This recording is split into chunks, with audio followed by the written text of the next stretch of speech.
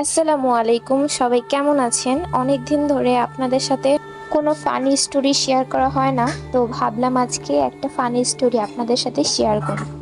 আশা করি ভালো লাগবে। কাল রাতে পরিবারের সবাই মিলে ভয়ানক একটা ভূতের স্টোরি দেখে ঘুমিয়েছিলাম।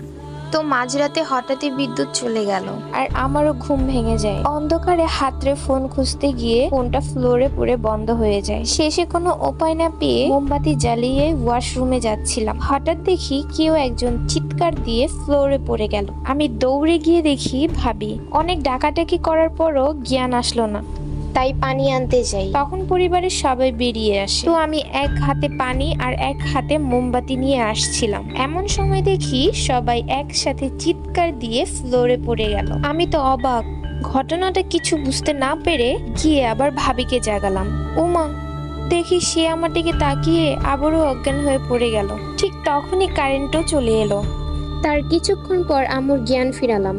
আম্মু কিছুক্ষণ আমার দিকে তাকিয়ে থেকে ঠাস করে একটা থাপ্পড় মেরে চলে গেল। আমি কিছু বুঝে ওঠার আগেই দেখি আস্তে আস্তে সবার জ্ঞান ফিরে এলো, আর সবাই কিছুক্ষণ আমার দিকে তাকিয়ে থেকে একটা করে থাপ্পড় মেরে যার যার রুমে চলে গেল। আমি অসহায়ের মতো গালে হাত দিয়ে কিছুক্ষণ দাঁড়িয়েছিলাম। কিছুক্ষণ দাঁড়িয়ে থেকে ওয়াশরুমে গেলাম।